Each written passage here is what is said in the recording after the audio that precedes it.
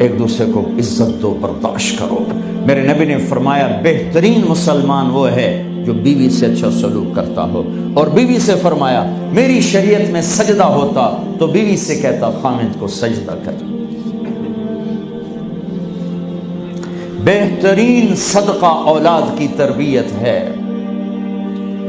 پورا گھر میرے نبی نے نقشہ، ہر ایک کی قیمت بتائی۔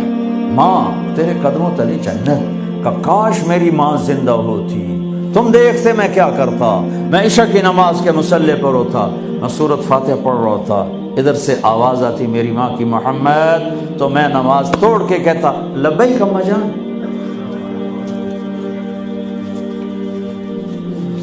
باپ کا تیرے جنت کا دروازہ ہے، باپ تیری جنت کا دروازہ ہے، کھولنا توڑنا نہیں، کھولنا توڑنا نہیں،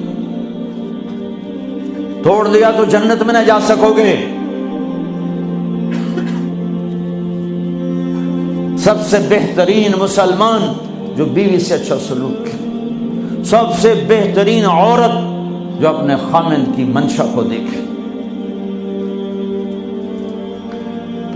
پھر آپ نے ایک عجب بات فرمائی جو معاشرے میں بہت بوجھ بنتا ہے جس کا، ہاں بھائی تمہیں ایسا صدقہ بتاؤں جس سے بڑھ کے کوئی صدقہ نہیں، تمہیں ایسا صدقہ بتاؤں جس سے بڑھ کے کوئی صدقہ نہیں۔ انہوں نے کہا جی کیا؟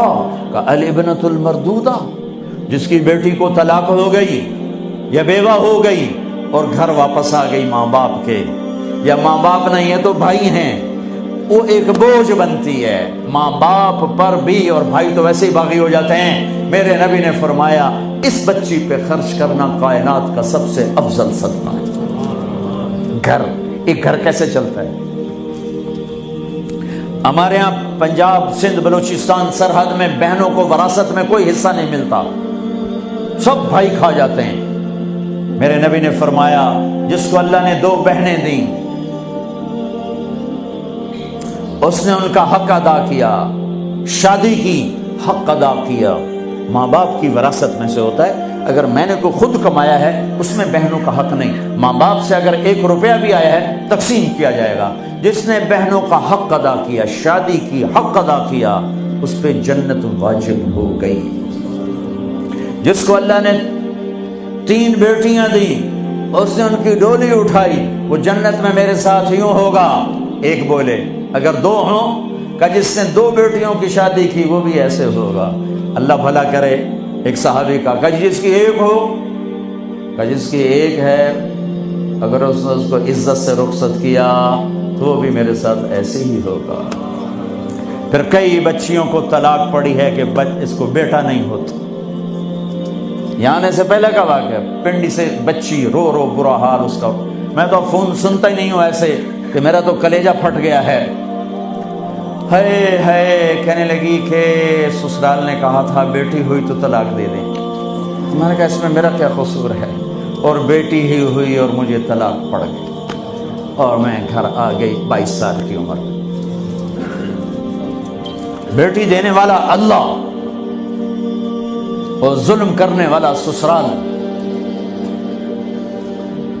میرے نبی کو اللہ نے بیٹے دے کے اٹھا لیے، قاسم اٹھا لیے، عبداللہ اٹھا لیے، ابراہیم اٹھا لیے، 4 بیٹیاں دی، 3 زندگی میں اٹھا لی، زینب، ام کلثوم، رقیہ، تینوں آنکھوں کے سامنے چلی گئیں۔ فاطمہ سے نسل چلی، آپ نے فرمایا لوگوں کی نسل بیٹے سے چلتی ہے، میری نسل میری بیٹی فاطمہ سے چلی۔ اس لعنت کو دھویا۔ عورت کا کیا قصور ہے اگر اس بیچاری کو بچیاں ہو رہی؟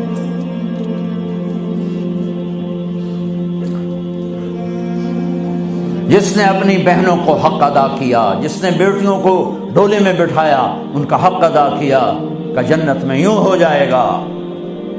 بہنوں کو دینا اتنا ضروری ہے، حرام ہو جاتی ہے روٹی۔ میں نے مولانا جمشید صاحب میرے استاد ہیں، میں نے ان سے تفسیر پڑھی۔ میں ایک دن شہد کی بوتل لے کر گیا، پرانی بات ہے 76-77۔ میں نے کہا حضرت یہ ہدیہ ہے۔ فرمایا کہاں سے لائے ہو؟ کہ میرے اپنے باپ ہے۔ فرمایا تیرے باپ نے اپنی بہنوں کو، تیرے باپ نے اپنی بہن یعنی میری پھوپھیوں کو، تیرے باپ نے اپنی بہنوں کو زمین میں سے حصہ دیا تھا؟ یہ سوال کیوں کیا؟ 10 روپے کی شہد کی بوتل تھی اس وقت، کہ اگر دیا تھا تو یہ میں لے لوں گا، اگر نہیں دیا تو پھر یہ حرام ہے، میں نہیں لوں گا، یہ مطلب